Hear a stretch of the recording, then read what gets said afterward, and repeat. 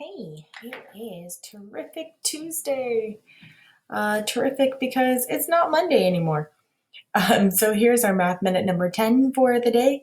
Want to go ahead and go through these and explain them again, just like normal, although I think today's is a little simpler. There's no multiplication of decimals down at the bottom. It's just simply addition. I bet you guys never thought that addition would be the easiest thing you do in math, especially in kindergarten when you were like, what? You want me to do what? Except think about it then. You understood. You even understood division then. If we divide all the Halloween candy between all of the kids in the family, I'm going to get less than I want. See? You understood simple concepts.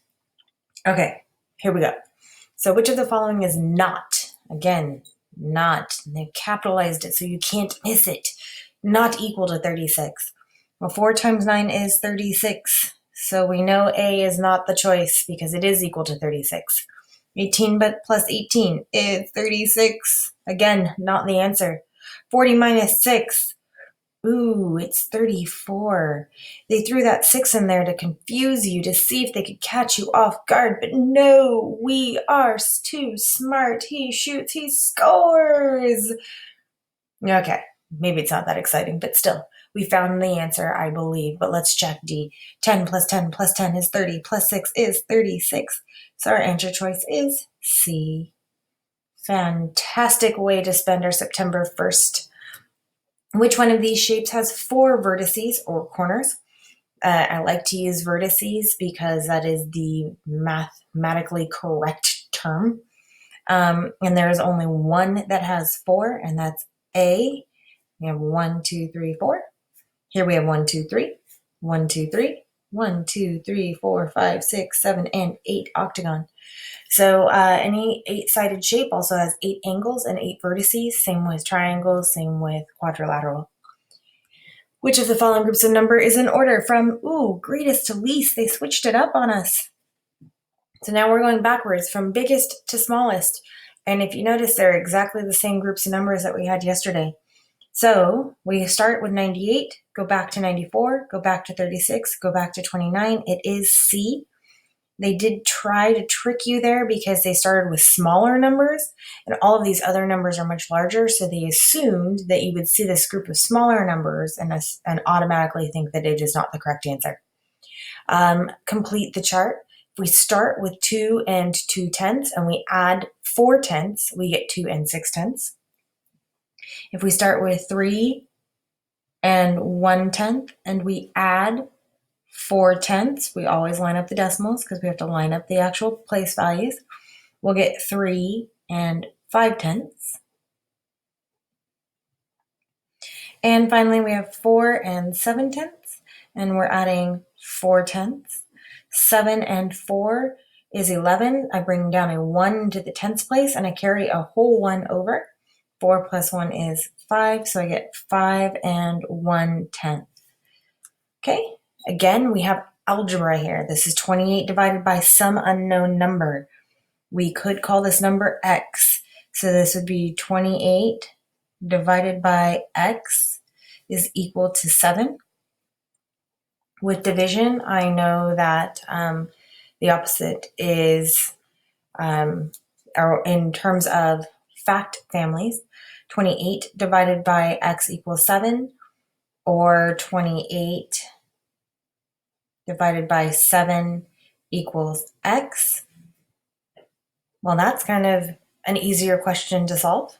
28 divided by 7 is 4. I'm going to check that out. 28 divided by 4 is also 7.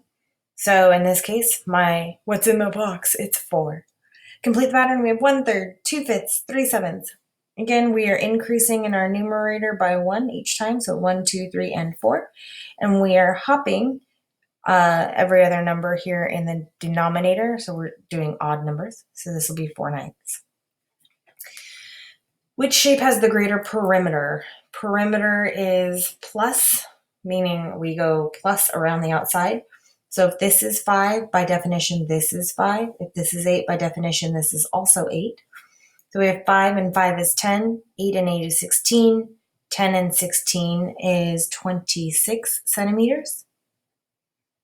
Or you can do it a slightly different way and go 12 plus 3 is 15. 15 times 2, because it's the other two sides, is 30. 30 centimeters. So in this case, shape B has the greater perimeter, even though shape B has the smaller area. And if you think about it, perimeter and area serve different purposes. So in this case, while this has the greater perimeter, is this really something you'd want your dog running in? Or would you want your dog running in something that is much more like a rectangular yard, like our square yard? Whereas this is a very long dog run. Well, it is centimeters, so I don't know what kind of dog is fitting in there, but that's not the point. Number 9, how many eggs did Lucky lay last season? Well, was he really lucky? He laid 25 and 25, that's 50, because each of these boxes is worth 25 eggs. So he laid 50 eggs. And then number 9 says, how many more eggs did Clucky lay than Lucky? Well, Clucky is 1, 2, 3, 4, 5. So up 25, 50, 75, 100, 125 eggs for Clucky, minus 50 eggs for Not So Lucky. And we're going to find that Clucky laid 75 more eggs. Wah, wah, wah. All right, adding decimals. Remember that when you're adding decimals or subtracting them, you need to line up the place values.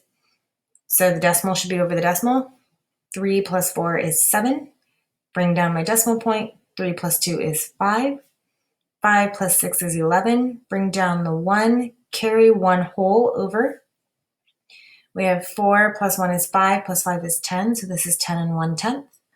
And then again, 2 and 3 is 5. Bring down my decimal point. 10 and 7 is 17. And this is 17 and 5/10. Please always, in 6th grade, you got to make sure you use proper terminology. This is 5 and 7/10, not 5.7. Then again, when you're listening to a radio station, you wouldn't say you're listening to 97 and 1/10. You would say you're listening to 97.1. So we have to understand when we utilize these terms, when it's reasonable to utilize them versus when it's not. All right, that's it, guys.